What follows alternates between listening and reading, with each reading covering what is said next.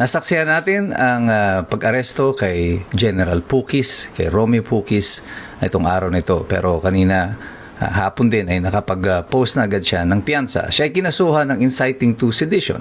At marami nagtatanong, ano nga ba yung krimen na yan? Totoo nga ba yung sinasabi nila Ombudsman Remulla at ni John Vic Remulla na kapag sinabi mong BBM resign, ikaw ay pwede ng kasuhan ng inciting to sedition. Pag-usapan po natin yan sa araw na ito. Ito po muli si Attorney Mike Operario. Ang krimen po ng inciting to sedition ay hindi ang sedition mismo. Ang inciting to sedition, ang ibig sabihin po nito, ikaw ay nag-i-encourage, ikaw ay nananawagan o kumukumbinsi ng mga tao na gawin ang krimen na sedisyon. So, ang importante po dito na i-define muna natin ay ano nga ba yung krimen ng sedisyon. Ayon po sa Article 139 ng Revised Penal Code, ang krimen po ng sedisyon ay magaganap lamang o pwede mo lang itong i-commit sa pamamagitan ng isang public or tumultuous uprising. Ibig sabihin, magkakaroon ng panggugulo na pampubliko, hayagan. At ang aim po nito ng uprising na ito ay pigilan ang pag-implementa ng mga batas o ang gobyerno na gawin ang kanyang tungkulin o kaya ay gumawa ng krimen ng hate or revenge for political aims, paggamit ang force or intimidation. Ngayon, ang krimen na isinasampa kay General Pukis ay tungkol daw doon sa kanyang panghihikayat na ang military ay mag-withdraw ng support kay BBM. At ito ang paulit-ulit na sinasabi ni Claire Castro na dahil daw doon ini-invite daw ang military na yun daw ay sapat na para maging inciting to sedition. Now, bago natin discussin yan, marami kasing pwede magsabi, well, sinampahan na siya ng kaso ng Department of Justice. Well, what do you expect? That's the Department of Justice. It is under the Office of the President. Alangan naman yung prosecutor na nag-handle ng kaso na yan will go against the wishes of their boss. Yung presidente mismo and even yung pronouncements na mismo nang gagaling sa Malacanang through Claire Castro, sinasabi na nila may inciting to sedition. Of course, i-echo nila yan. Tama kayo, boss. May inciting to sedition. Sasampa namin yan sa korte, bahala na yung korte ang mag-decide kung totoo nga na tama kami na meron ng inciting to sedition. Pero balikan natin ang argumento na yon. At totoo nga ba na kung ikaw ay sisigaw ng BBM resign, ikaw ay guilty na ng inciting to sedition? Definitely not.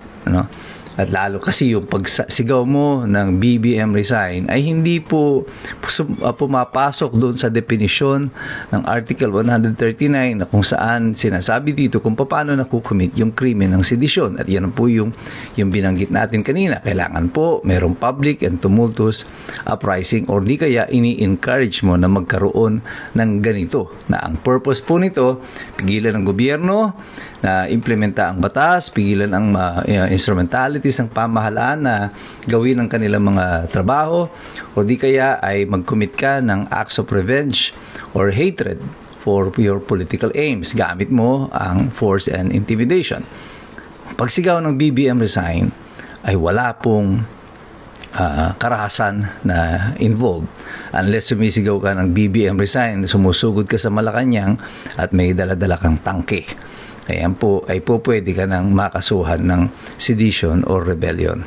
But in this particular case, yan ay saklaw po ng ating karapatan na magpahayag, our freedom of expression. Paano naman ito si General Pukis na ang kanyang sinisigaw ay ini-encourage niya ang kanyang mga fellow military men in uniform, dahil si General Pukis ay retired na, ini-encourage niya ang mga men in uniform to withdraw their support to the President. Is that a crime? Well, babalikan natin muli ang kasaysayan sa panahon po ni Erap Estrada. Nung siya po ay tinanggal sa pwesto sa pamamagitan ng 2001 EDSA 2, matatandaan ninyo, nagkaroon ng rally sa EDSA, nag-ipon-ipon ng mga tao, mga ilang araw, mga 3 araw din.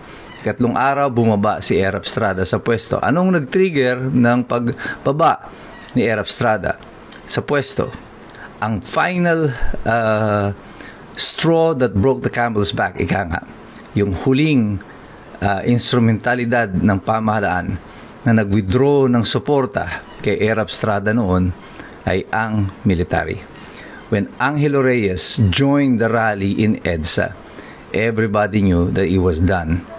The military then has withdrawn their support to the president, si Erap Estrada. At bumiyahe nga si Angelo Reyes, pumunta sa Malacanang, in-inform si Erap Estrada. Ang sinabi lang naman niya doon kay Erap, we can no longer protect you. That is the withdrawal of the support. Wala pong public uprising doon.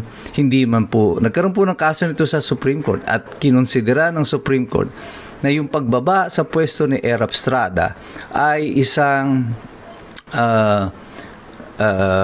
constructive resignation. That's the term that was used. It was a constructive resignation. Effectively, para po siyang nag-resign. At hindi po binanggit doon ng Supreme Court na ang ginawa ng military ay illegal. Ito po ay pang withdrawal ng support ay hindi naaayon sa batas. Bagamat ito ang naging final na consideration ni Erap Estrada sa pagbaba sa pwesto, kinonsidera ito na it's a valid exercise at ito ay naging isa sa mga dahilan kung bakit si Erap Estrada would have to be constructively considered na nag-resign kasi hindi niya na magawa ang kanyang tungkulin bilang isang presidente. Wala siyang suporta ng military at ang kanyang pagkilala sa oath-taking ni Gloria Arroyo noong panahon na yon at saka yung pag-alis niya mismo sa Malacanang, sinabi ng Supreme Court, that explains or shows that he has accepted the fact that he has effectively resigned from his post. So, ang ibig sabihin nito, calling for the military pala to withdraw their support doesn't necessarily mean that ito ay a call to arms or a public uprising.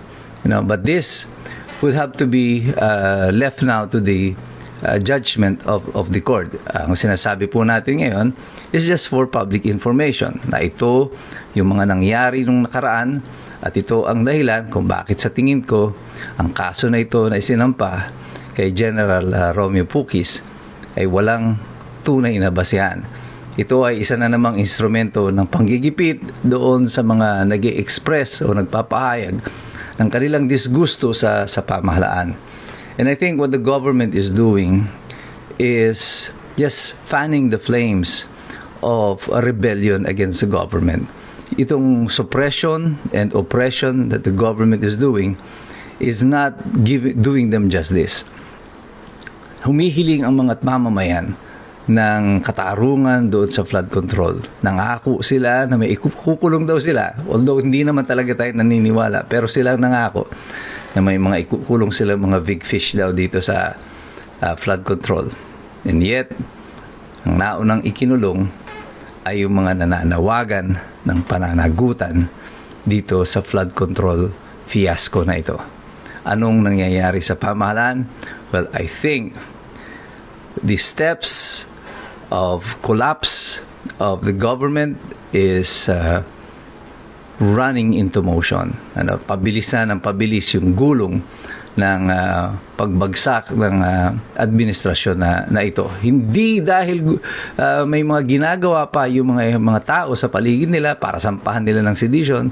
It is the government itself. This administration is doing everything to harm itself out of arrogance, out of paranoia, and out of absolute lack of knowledge as to how to deal with the situation of the country at the moment.